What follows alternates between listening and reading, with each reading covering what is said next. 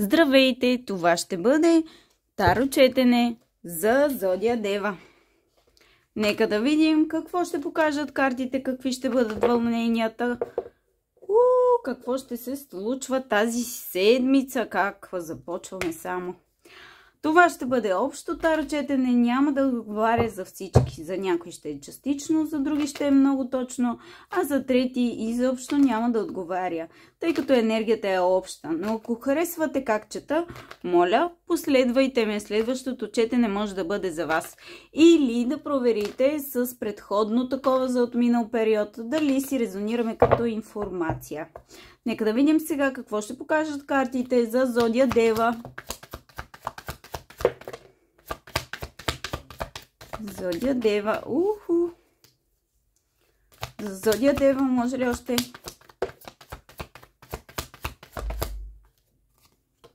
Добре. Така. Първо тази, после тази.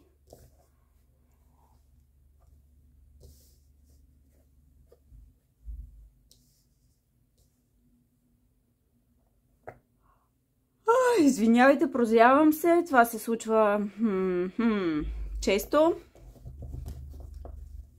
Заради енергията и картите.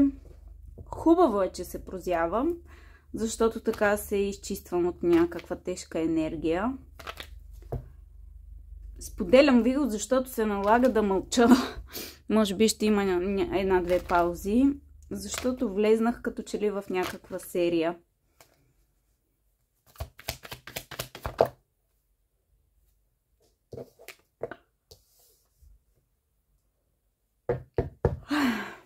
Добре, за Зодия Дева още мъничко. Действаме по въпроса. Не е лесно човек да прави зодиите, защото аз не просто мятам карти и си измислям, а това ме натоварва физически също, до някаква степен.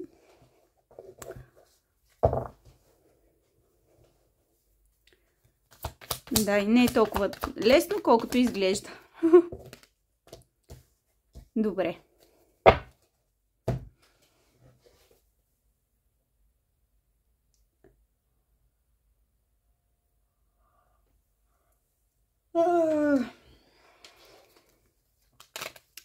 Не ми се спи. Така, да видим какво ще предпочетете тази седмица. Да скриете, да замълчите. Кое ще запазите за себе си.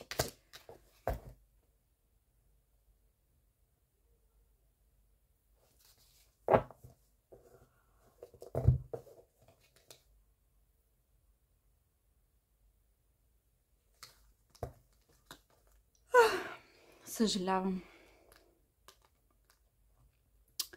Така. Тук си чудите дали си заслужава, дали си струва грижата.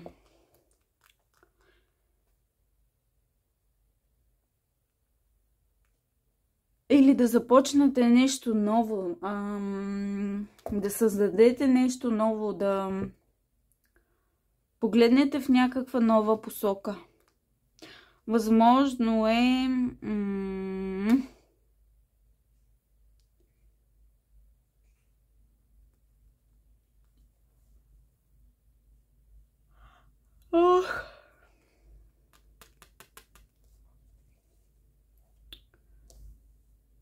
защо се майката ми идва на акъла?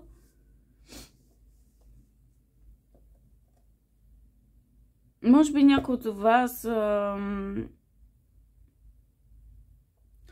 смятат за излишно да споделят с майка си за нещо свързано с някакво желание, нещо там, където са се раздали повече. Не знам защо. Но го казвам. Щом ми е дошло на акъла, го казвам.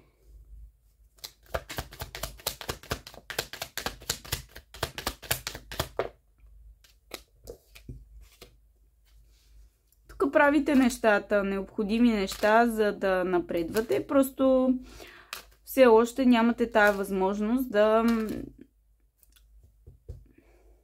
реално да направите някаква крачка или да имате някаква възможност това да се случи. което искате. Тук съдбата ще ви постави в обстоятелства, които може би не сте довършили или ще се върнат на фокус, нещо, което знаете, нещо, което сте оставили настрани. Не слушате интуицията си. Тук е възможно съдбата малко да ви предостави трудности или да отключи такива, ако са били. Виждам тук, че е възможно да се затворят някакви финанси, да ги инвестирате в нещо и да не можете да ги въртите, да изкарвате. Тоест, един застой.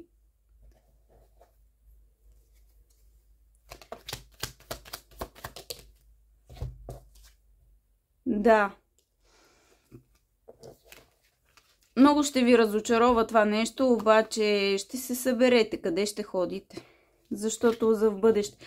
Тоест, вие доста отдавна работите върху дадена идея, нещо, което правите, което сте инвестирали времето и усилията си. За някой ще бъде в семейен план, за други ще бъде в работен.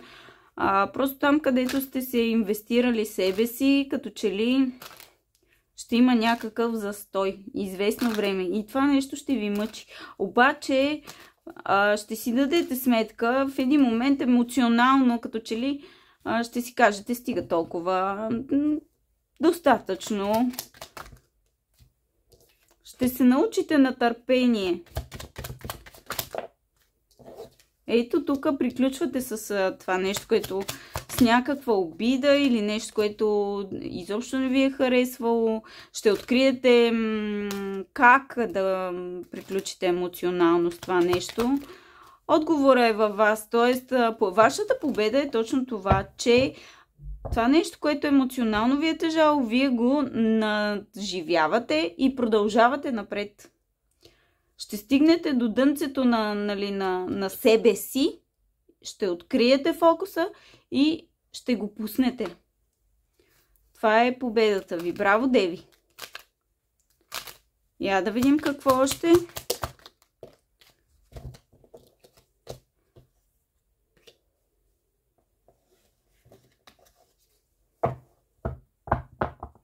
Поставям си някакви граници с това, че мога да бъда щастлив или това, че как да стигна до това щастие.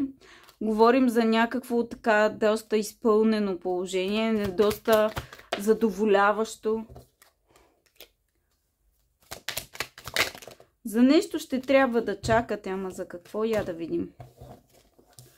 Ами тук вие сте видяли правилната посока, контролирате нещата, има съответни действия от ваша страна в миналото по въпроса, но сега трябва да чакате и ентусиазъм имате в себе си за това нещо, но като че ли възможно е, ако егото ви води, да ви е тежко да понесете това чакане и тая изобщо създала се ситуация, но като цяло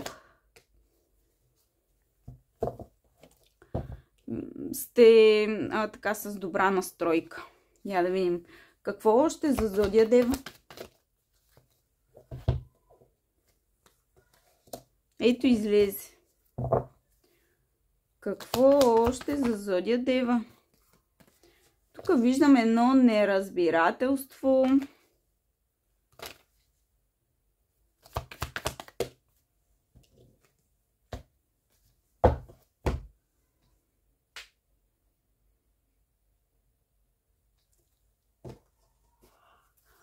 Възможно е някой да не се разбирате с партньора до вас, с семейната половинка.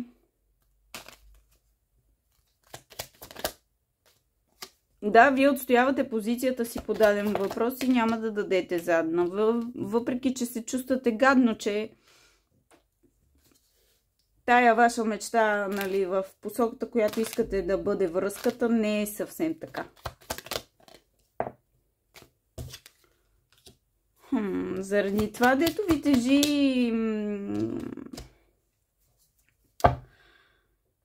и не ви харесва, ще бъдете поставени пред избор между сърцето и разума. Тук може да ви води и егото също. но вие ще действате в определена посока. Въпреки, че много ги мислите нещата, имате така страст, желание към... или сте имали, не знам. Това нещо ви се отразява. Сега сякаш е трудно. Трудно и се колебаете как да продължите. Каква е тази трудност? Каква е тази трудност?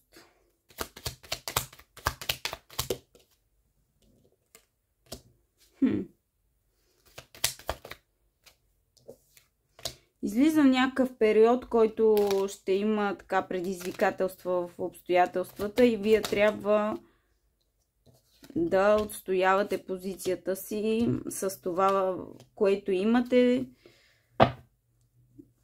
и с виждането ви за нещата, които имате, посока да продължите напред, с вашата нагласа също. Виждам ви малко, че сте резервирани емоционално към това нещо, защото условията не са леки.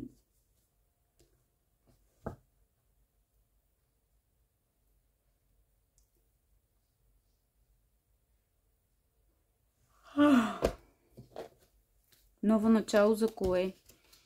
В мисленето. Житейски уроци тук ще взимате, скъпи деви. Няма страшно, просто някой пък от вас ще се научат на търпение, пак ще го акцентирам.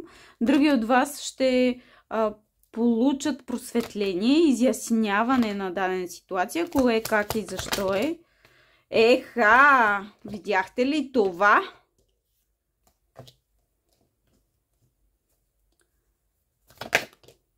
Добре.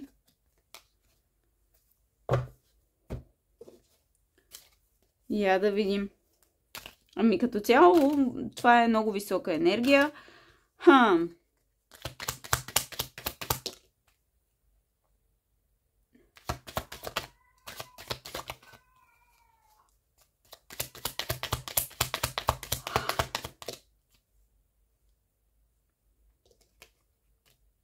Тук виждам една промяна в подхода. Една висока, така, доста висока, как да кажа, нагласата ви за нещата от живота е това, че вие вече сте придобили опит, имате нуждите знания също, за да действате адекватно, както е редно в случая. Тук с споделянето ще имате споделянето дали на финанси, от работна гледна точка, или ще работите върху споделянето с партньора си, за да се оправят нещата. Тук доста такъв момент. Ето слънцето се дава в момента, в който комуникацията е подобрена. Има така правилна нагласа и от двете страни, позитивна, желанието на хората един към друг да бъдат един до друг. То нещата, големи промени, подхода ще промените, начина по който си общувате. Това е много хубаво.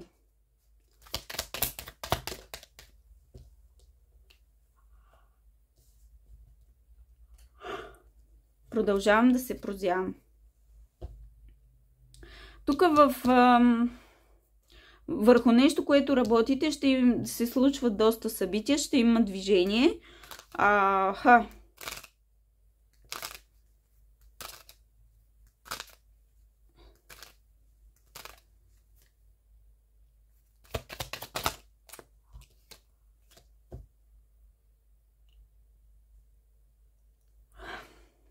Ще продължавате. Извинете ме, но не знам какво става. Не мога да спра. Ще имате резерви да действате, но пък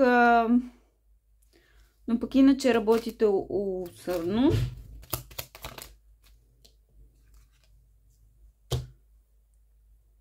Нещо няма да стане свързано с работата и вие ще осъзнаете някакви нови неща, които ще са ви полезни.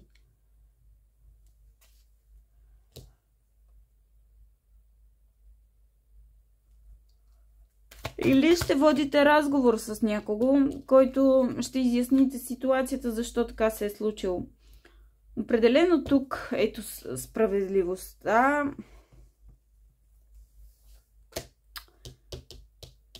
Ще научите защо ви е толкова тежко или как да променя нещата. Тук ще има осъзнавания. Ще има доста работа тази седмица, скъпи деви, така да се каже.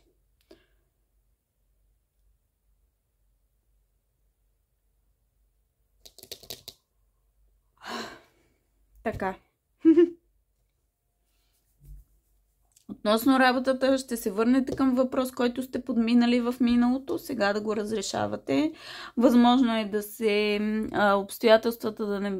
съдбата да не бъде на ваша страна и да заключите някакви пари, там да има някакъв известен застой. Свързано е с приятели, с хора около вас и с това, че не слушате интуицията си.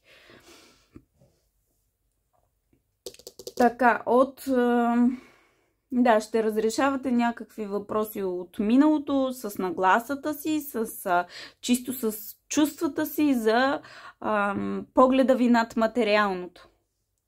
Ще се научите на търпение заради обстоятелствата, ще успеете да стигнете до дънцето на даден проблем, който седи във вас емоционално и не можете да го преодолеете. Ще откриете причината и това ще бъде вашата победа. Ще мислите за напред, обаче като че ли поставяте някакви граници, като че ли за пълното си щастие мислите ви по въпроса. Трябва да се освободите от тая нагласа. Като цяло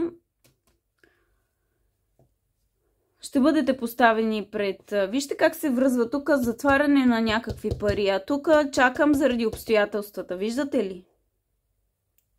И не си ги измислям аз тези неща.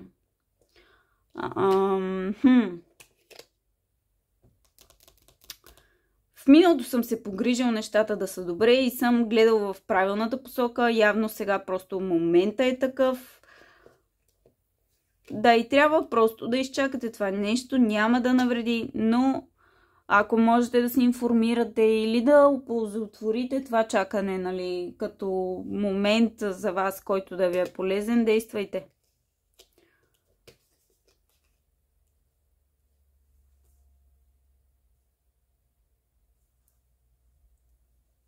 Възможно е да не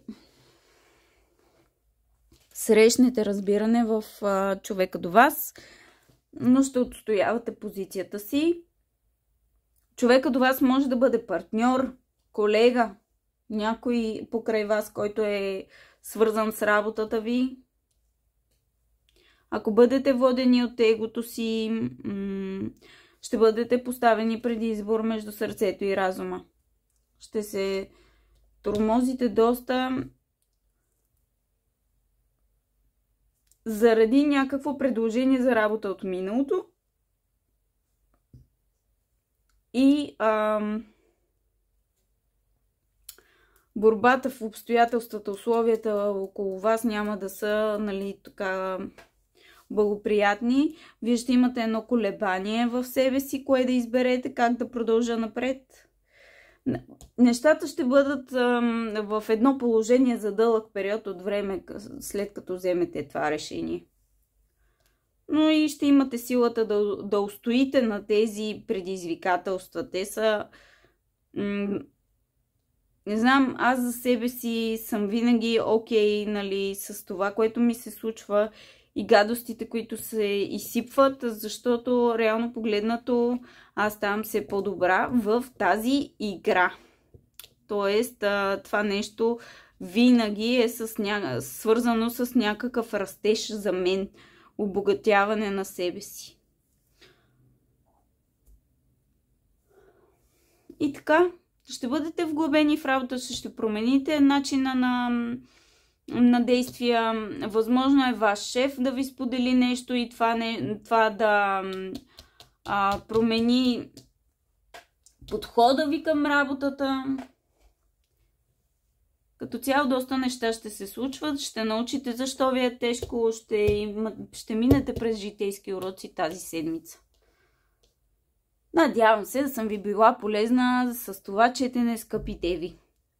За още такива, тези от вас, които сега попадат на мен и харесват четенето ми, Последвайте ме, за да може да получите видеото следващата седмица. За тези от вас, които харесват, коментират, много ви благодаря, че отделяте от вниманието си и времето си, за да пуснете някой коментар, да дадете така един отговор. За тези от вас, които ме харесват, пък не правят дадени действия, искам да ви насърча да ми покажете, нали, тези симпатии и да разбера за това каква е вашата нагласа. Много ви благодаря за вниманието. Успешна седмица ви пожелавам и доста така сила да се справите с тези нелеки задачи. Love ya!